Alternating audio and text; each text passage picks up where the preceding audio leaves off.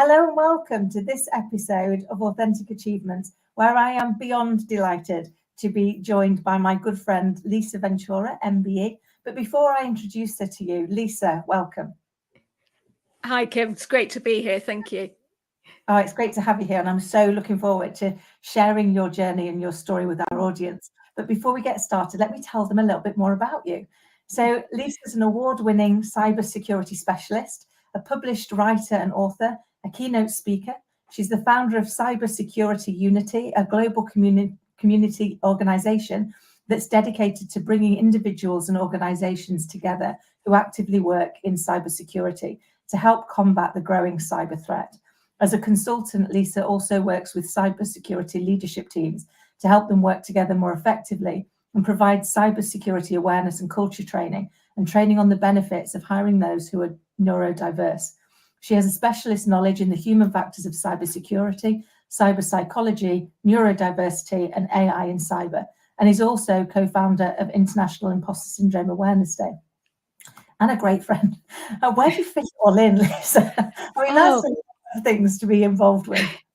Absolutely, Kim. And it's something I'm asked a lot because there is so much that I do, and I pack a lot, into my, my days, my weeks, my months. And I think for me, really, it goes back around to 10 or so years ago because I was on a very, very different trajectory. So in 2013, I was expecting my first baby. And when I was about halfway through the pregnancy, he was diagnosed with quite a few things that were wrong with him in utero. So I knew I was prepared for the fact he would have significant disabilities and for being a mother that would have to give 24-hour round-the-clock care to my son when he was here. And I was prepared for that. I was all ready for it. But closer to his due date, he was in fact stillborn. And so I prepared for this one life, this life of being a 24 hours a day mother to my son.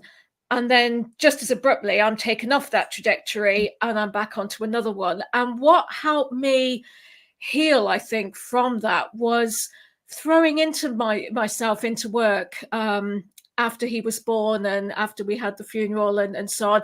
And I didn't go on to have any other children because I was then diagnosed with a rare complication that meant that would be difficult to do. So I kind of just got my head around all this. And in fact, I posted this morning, funnily enough, on my LinkedIn, because having now gone through the what is a natural part of life, which is the menopause, those days are now, well behind me. So I guess for me, I just really threw myself into my work and really focused on that to, just give me something to do and just give me another focus, another pathway, another thing that I could, excel at and, something I could just really devote my time to. Because I'd failed so spectacularly on the motherhood front, I channeled everything into the career side of things. And so that's the kind of answer, I guess, as to how I fit it all in, because I don't have those commitments that many other people do. I don't have caring, commitments. I don't have children. So I have my dog Poppy, and she's a big part of my life and a big chunk of my life. But for me, that's why I focus everything into my career and do so much. Amazing. And as you know, I'm so sorry for your loss and can't begin to imagine just what that must be like. I had my own miscarriage, but was then lucky to go on and have my little girl. So my heart goes out to you because I can only scratch the surface of what that must have been like. And can see that obviously that redirection to have something positive to focus on, and something where you can feel back in control of something. And I think when anything like that happens, we can see ourselves as failing at it, and yet we didn't fail. It just wasn't meant to be. But it's hard, isn't it, to be kind enough to ourselves to acknowledge that and find a way forward. Exactly that, Kim, because the pressure on me on that front was absolutely immense, and not from my ex, because I had nothing but support there, but it was massive, massive pressure from other areas of my life, in particular from my parents, who, you know, kept, when you're going to have a baby, when is it going, when are we going to be grandparents? You're leaving it too long. What's going on? Why is it not happening? And I'd actually also had 6 early miscarriages with my ex. And then after my son was stillborn, I went on to have another 4 early miscarriages. So it wasn't for the want of trying and having that pressure all the time from my parents of, when's it going to happen? And you know, it was, you know, it was immense, and that's what really led to that massive fear of failure and feeling like I'd completely failed to do the one thing we were put on this earth, you know, to do, because I had all that significant, you know, pressure of, when am I going to make them grandparents? Yeah, I can empathise with that, having had my little girl late. I didn't think I could have children, and therefore spent all my life telling everybody I didn't want them, rather than being honest and admitting I really did want them, but it just wasn't happening for me. So I can understand on a level how that can really push you to focus on the things you can do, to focus on something that you can be in control of, and to really fill your time, I think, sometimes, to stop you having the time to have to think about it, or you know, to be able to have those positives in. So tell me a bit more about your journey since then, because in that 10 years, I mean, you've packed a lot in. Yeah, absolutely. Just quickly going back to something that you were saying then about filling up the time.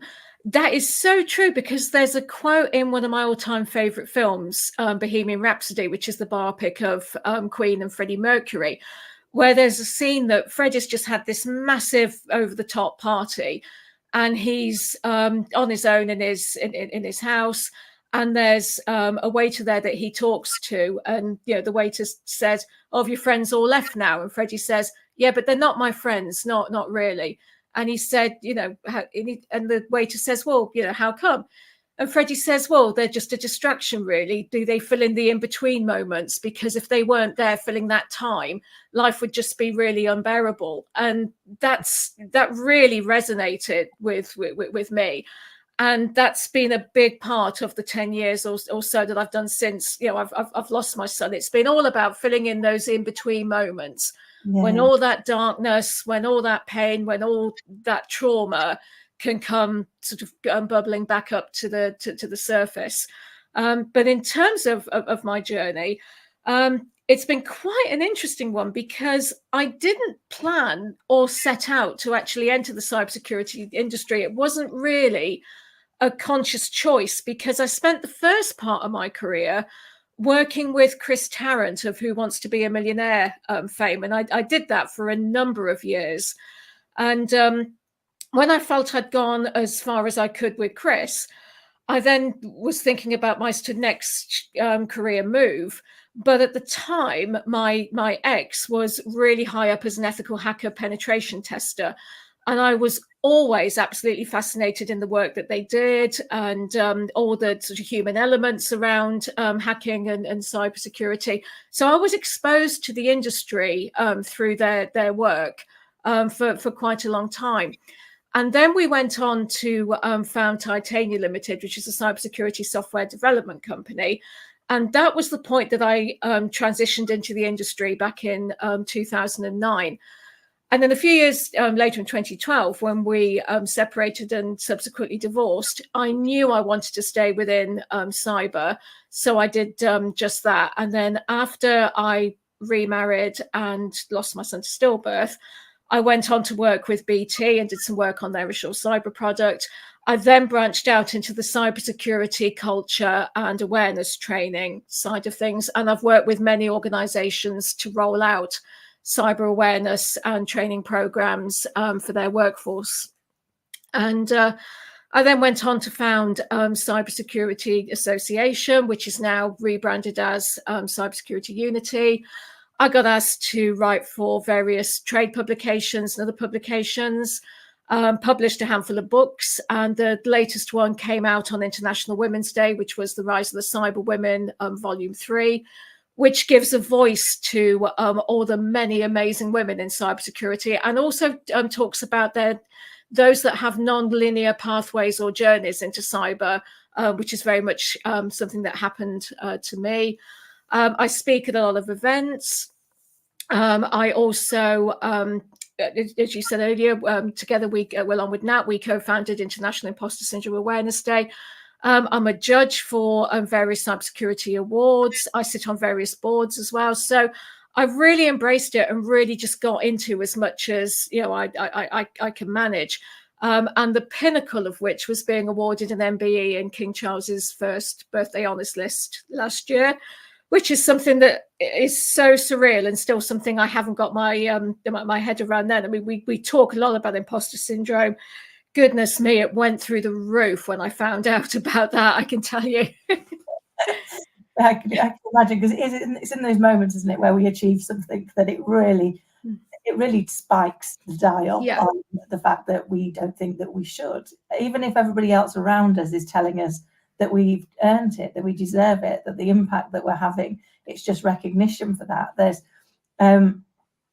it almost certainly for me, and from when we've chatted about it, it almost makes makes your internal voice want to scream even louder. Absolutely. Anything new. It shouldn't be there. And I know that's kind of that feeling, and we've both openly admitted that we've been sufferers for many years, was what drove us, wasn't it, to set up International Imposter Syndrome Awareness Day, to help start the debates, to have the conversation, because when you're in the throes of it, the one thing that you won't do is tell anybody, because then they'll definitely know that you're an imposter because you share it. So you tend to hold it back even more, don't you?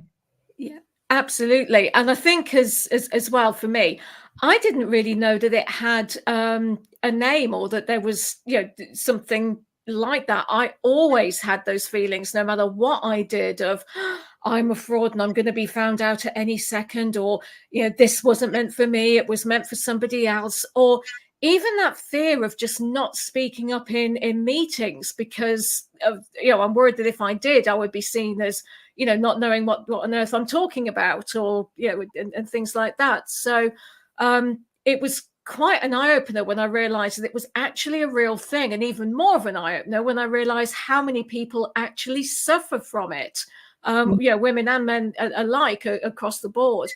And that definitely led me to looking at it, into studying it, and so on, and then led, of course, to us founding the day where we talk about it on April the 13th, and really open up that conversation so that people feel that they're not alone. Because for years I felt that I was alone because of it, and because I didn't have a name, or I didn't know what it was. That isolation feeling was really immense. Yeah, and it doesn't matter how awful we talk to ourselves. It sounds so plausible, doesn't it, when you're in those moments where you're berating yourself on everything that hasn't gone well. And I think it is, that's part of why we're doing it, isn't it? Is to create that community, that safe space where it's okay to share that actually. And I know we've chatted about it before. It's not about overcoming it. It's about learning the coping mechanisms to get through it quicker, so that you can regain control, isn't it? Absolutely. And that's exactly how I like to reframe it, Kim. Rather than conquering it or overcoming it, I like to come at it from managing imposter syndrome, and putting things in place that work for you as an individual to help you manage it. Because like everything else, there's no one size fits all. And what works for me may not work for you, or may not work for somebody else. But what I can do, and what I'm really passionate about, is sharing my lived experience of it, and those examples where it's really hit me hard, especially when I was awarded my MBE, for example. So I've shared about that, because people will ask me, how do you feel about it? How did you feel when you got notified? And it's like I'm the biggest imposter on the planet, and that it wasn't meant for me. So I can imagine that, because I think we when you say it out loud, when you say it to other people, you kind of can hear for yourself that sounds odd, can't you? I remember I remember winning nothing like an MBE, but winning an award and thinking, oh, if only they knew. If I'm just going to be found out. I was so bad I couldn't even bring the award home because I didn't feel I'd actually earned it. So it's still, I believe, in the office where it was given to me. And it wasn't because I wasn't grateful for it, but I didn't feel it belonged. Yeah. And when you kind of say that out loud to people, they're like, what would need to have been different for you to believe it? And the fact is, it's inside that needs to be different. It doesn't matter what anybody else does externally for you. It's how you can create the right strategies that work for you. And as you say, what works for one person isn't going to work for everybody. And also it might not work for every situation. So having lots of tools, lots of things that's going, okay, that's not working for me today, but maybe this can can really help in those moments of catching ourselves and saying, is this what I really want to think? Yeah, absolutely. What do I want to think, and how can I take the steps to get me there? Absolutely. I mean, I have a myriad of different things that I use. One of the things I've been using recently actually came from something that you said to me, Kim, and I want to take the opportunity to say a massive thank you, because you said to me once that a lot of the things that we say to ourselves, and including imposter syndrome and that critical self-talk, that negative self-talk that we say to ourselves, would we say that to other people? Would we say that to our children? No, we absolutely wouldn't. The way we talk to ourselves, you're so right about this, Kim. The way we talk to ourselves is not how we would talk to other people. And that's really worked for me in terms of reframing those thoughts. So when they start to coming in, I always, think back to when you told me that and think, no, I wouldn't say this to other people. Why on earth am I saying this to myself? Oh, I'm so glad it worked for you. And it's so true, isn't it? And I've said things to myself that I wouldn't say to another living person. Even somebody I didn't like. I wouldn't be as cruel as I've been to myself. And so, as I shared with you, when I find myself saying that, I go, would I say this to Scarlett, who's is my North Star? And I wouldn't. So I now try and say to myself what I'd say to her. So I think about, if it were her, what would I say? Right now, say that to myself. Because it just helps jolt me into that.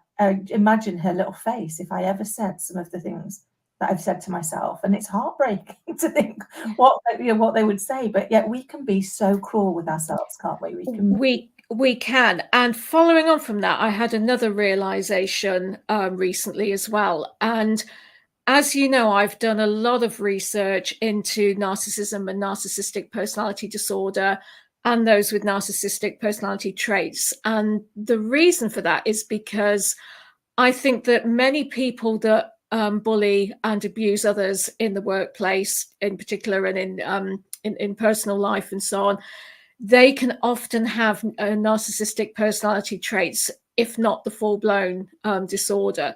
So something else that I've realized is that narcissists will have no filter. They will say those things to other people, and they have no consequences or no empathy, and they're just totally devoid of it. They just don't have the faintest clue how what they're saying impacts and affects other people. And that was the realization that I came to was they do say those things to other people, and they have no filter. They have no consequences of doing that. And that was a real light bulb moment for me. It's like, it's part of their DNA. They'll never change, and they can't help it. And from a very young age, I heard a lot of critical, things aimed at me from my own upbringing that have really stuck with me. And it took years and years and years to really shed those negative beliefs and those things that I've been told, and that pressure to fit in and dress nicely and be this certain way and don't let the side down, because that was always, you better behave yourself today because we don't want you letting the side down, and you better dress nicely, we don't want you letting the side down. And that's all I heard. But I don't think it was my parents' fault. That's in their DNA. That's what they like. And they had no filter, no consequence, or no empathy to be able to understand how that affected me. Yeah. And I think often it's because they've been hurt that way themselves. Yeah. And I don't mean that from a excuse the behavior, but just understand. No, you're right. Yeah. I was saying this to Scott the other day. She had a little boy who was mean to her, and she came home and we chatted about how she felt and obviously went through her emotions. And then we chatted about what might be going on in his world. And she was like, "What do you mean, Mummy?" And I said, "Well, people don't hurt us on purpose. They're usually dealing with their own pain, and we're collateral damage. They don't actually consider us in the slightest." I said, "So maybe next time, ask how he is." And she came back the next day. She was like, "Mummy, he was mean to me again." And I said, "Oh, was he, my darling?" And she said, "Yeah, but I said to him, 'Are you okay? Would you like a cuddle?'" And I said, "Oh, okay." What happened then? She went, "He said, 'Yes, please.'" She said, "And he's been really kind to me for the rest of the day." And I was like, because we just don't know. People learn this behavior. So they've had to have seen it, just like we've learned our behavior, and we have to see it. And then we can choose whether or not we do something about it. But I think, if we can try and start to understand the causes, and for me, one of my big eye-openers was when I stopped trying to get empathy from somebody who wasn't able to give it. Actually, they were dealing with their own pain. And so when you shared the pain they were putting you through, it just frustrated them, because they were like, "Well, I'm already in pain, and now you're making me deal with your pain." It's like, well, my pain comes as a result of yours. But it was those parts going, "Oh, okay, I need to understand where I can help fix my pain without needing to get that fix from you." And that was, for me, where I started on my journey to kind of really understand, why do we do this to ourselves? Where does it come from? And how do we unpick the beliefs that we've created that usually have come from our childhood?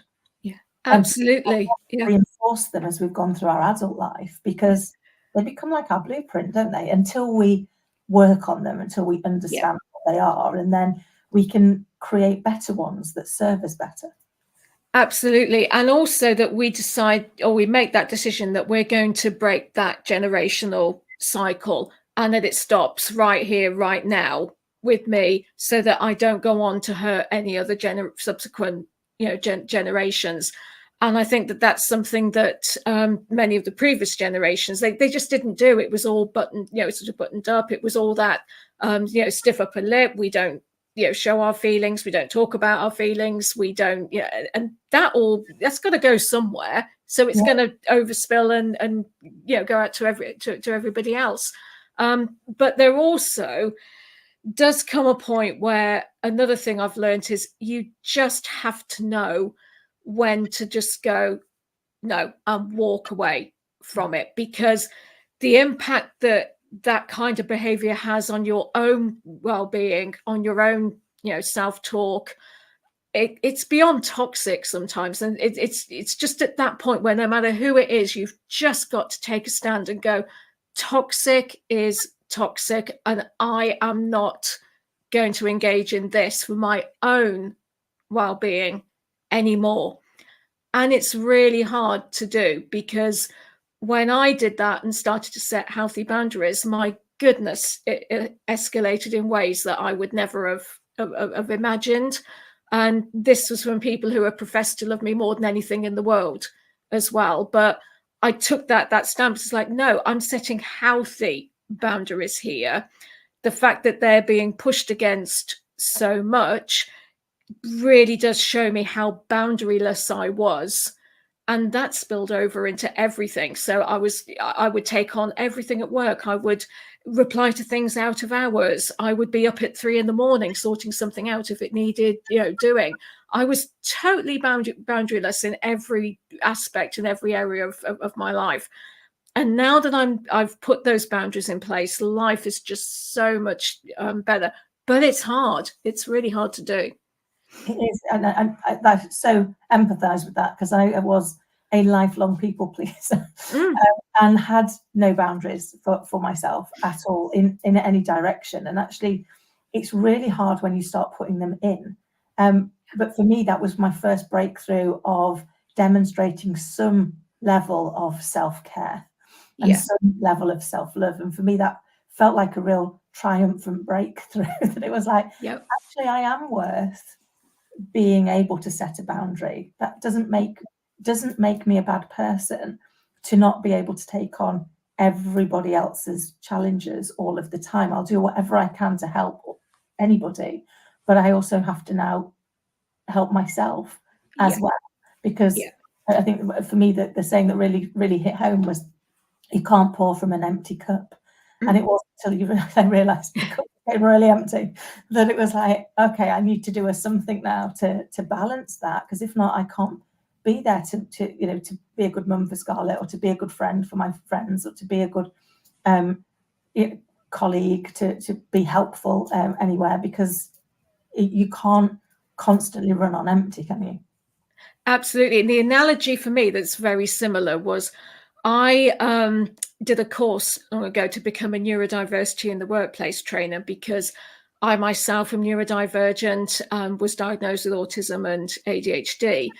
And the analogy that came up during the course was that when you're on an aeroplane, if there's an incident and the oxygen masks come down, they always say to you to get your own oxygen mask on first before you help other people get their oxygen masks on. And that really hit home with me. So it's very similar to, you can't pour from an empty cup. And it's similar in that you have to get your own oxygen mask on, prioritize yourself before you can help other people with their oxygen masks. And it's so true. It's so true. And that was one that I never really understood for a long time, which is a bit ridiculous, because I know surely I want to put Scarlett's on first, until I thought about, and what next? So what if I get Scarlett's on and then I can't get my own on, and then she's on her own, and where would she go? Whereas if I get mine on, I'm better able to help her. So it was actually one of those analogies that really does resonate, because for years I've got, well, that doesn't make any sense to me. But that just demonstrates quite how far I was down the whole people pleaser piece. But I hadn't done the next step to realise that in not doing it, I was actually going to put her in more harm, not in a safer space. And it was once you make that breakthrough, I think that it really helps start to form a new way of thinking, doesn't it? And a new path forward. So you've already done so very much, but what would you say has been the greatest lesson you've learned so far? Oh gosh, I've got a few, but I had a particularly traumatic experience about 2 or 3 years ago, when somebody who was helping me get the UK Cybersecurity Association off the ground, actually in the end targeted me with a huge campaign of bullying and abuse, and not just because of aimed at me. It was actually also aimed at others within the organization. This individual then went on to target my accountant, the solicitor who was involved, and it only stopped when it was reported to the police and the police got involved. So I think that the biggest lesson for me from that is that I was done with cybersecurity. I was coming out the industry. I was going to close the association down. I was not going to have anything to do with cybersecurity ever again. And for a little while, I did go into logistics, and I worked for Logistics UK for a while. And I guess for me, the biggest lesson is time. It's a cliche, but time really does heal all wounds. And that's one thing I've learned, is to just not straight away come out of something or dismiss something out of hand like that, because after a while it was, oh, I miss cyber, I want to go back into doing it. And then, eventually I did. So I think for me is not letting bullies or abusers, if you are subject to that, win in any way. And as you said earlier, it could well be that they're dealing with other stuff in their lives that it's spilling out, into how they're treating you. But recognize that it's not you in any way, shape, or form.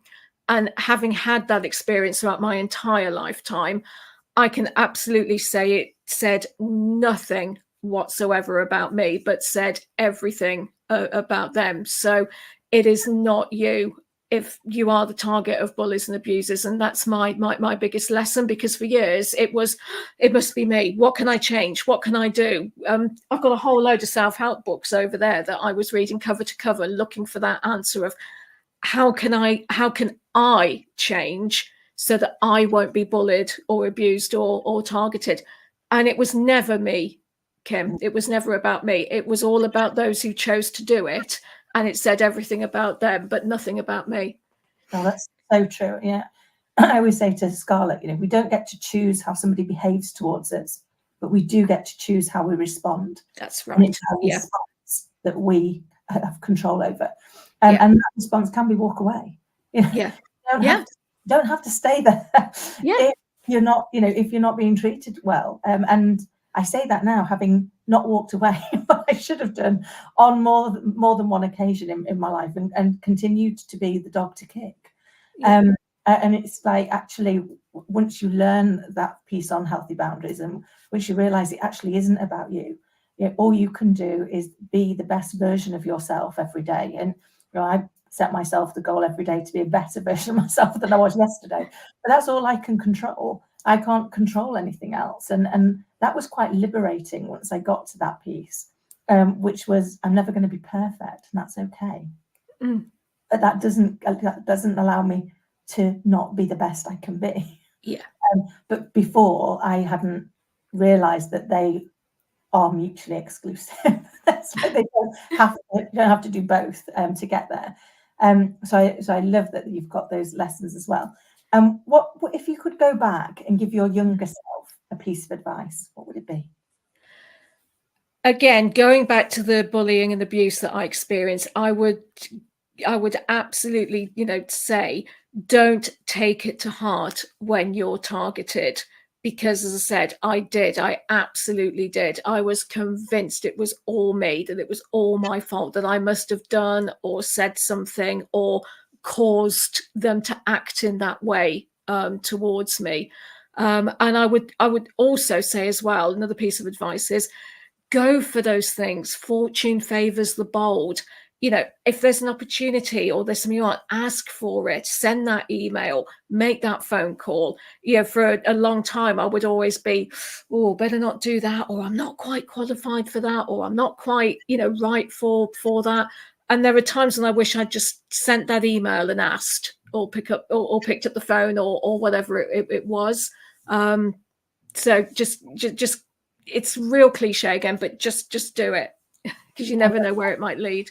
It's true, isn't it? It was Mark Twain that said, in 20 years, it won't be the things you did that you regret, it'll be the things that you didn't do. Yeah. I try to remind myself of that when I'm procrastinating, finding a million reasons why it really isn't the right thing to do. But actually, when you've just gone for it, when you've just done it, that's usually when, as you say, opportunity does favour the bold. So, Lisa, as we come towards an end, what's next for you? Gosh, there are still things I really want to do. So I'm working at the moment on a couple of book ideas that I want to develop, because I've had my books on women in cybersecurity and so on, but I want to focus on a couple of other things that are quite close to my heart. And who knows, eventually I'd like to perhaps even do a doctorate or something like that. I would love to add that as well to my list, and perhaps do something more within the realms of cyberpsychology. So yeah, I'm not done. There's a lot more that I want to do. And I have every faith you will achieve every single bit of it. I look forward to having you back on to share with us how you're progressing with that. So how can people get in touch with you? I'm quite active on LinkedIn and Twitter. My tag is Cyber Geek Girl. You can also find me on the Cybersecurity Unity website, which is csu.org.uk, and of course the International Imposter Syndrome Awareness Day website, which is iisad.org. Please do join us on the 13th of April. We're going to really open up the conversation on that day about imposter syndrome. So do check the site and see what we've got planned. Amazing. And yeah, absolutely do get involved. And all of the details of how to get in touch with Lisa will be in the show notes below. So if you didn't get a chance to write any of that down, don't worry, they'll be right behind here getting in touch. Lisa, it's been a delight as always. Thank you so much for coming on and being so open and sharing your journey, because I think in sharing our lived experience, we help other people realize that they're not alone. And I commend your compassion for others and your dedication to leaving things better than you found them. Thank you, Kim. It's been a real pleasure to be here today. Thanks. Until next time.